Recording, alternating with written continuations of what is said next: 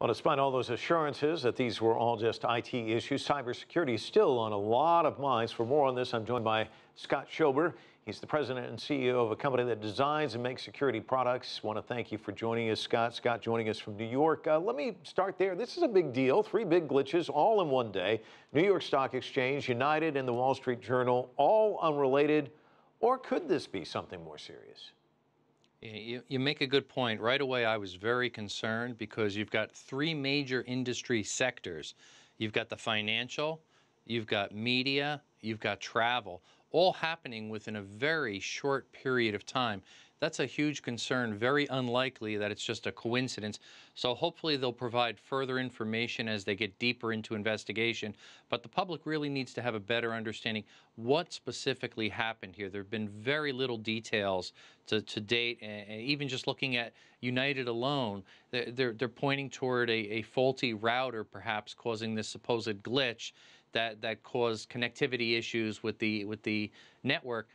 That's a concern. It's hard to believe. A lot of these systems do have redundancy, backup systems that should kick in. Even with the stock market, to be down almost 4 hours is unprecedented.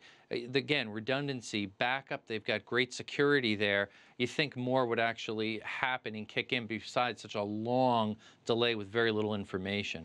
Well, they're saying with a certain amount of certainty that this was not a cyber attack, but how can they say that with certainty? I mean, the reason I ask that question is that's sort of the hallmark of an effective cyber attack, isn't it? That they can go undetected?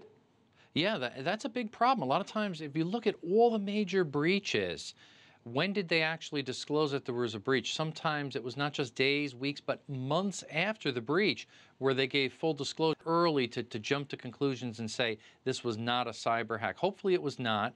Then you have this other added piece that's kind of interesting where you had late last night anonymous group there, which has got a pretty big following now. There's millions of followers there, claiming that there would be problems today on Wall Street, and look what happens now. Is that a coincidence? Possible, but boy, it sure does seem untimely when you look at that happening today versus what they said yesterday. Well, when you start adding up all the coincidences, that's pretty hard. A lot of coincidence. Yeah, it's hard to accept.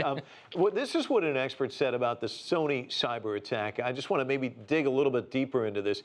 He said this attack is unprecedented in nature. The malware was undetectable by industry standard antivirus software and was damaging and unique enough to cause the FBI to release a flash alert to warn other organizations of this critical threat. You're out there in the real world.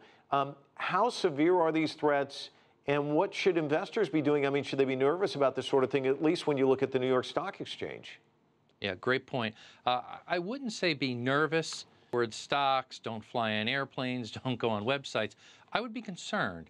Follow the news closely, follow the headlines, make a determination, and balance that out so you could still lead a normal life. But at the same time, you got to have that concern there because this many coincidences to happen, and this is following hack after hack after hack, especially what happened recently with the government. Unbelievable number of hacks out there and a lot of information. So really, we all have to be guarded and be concerned.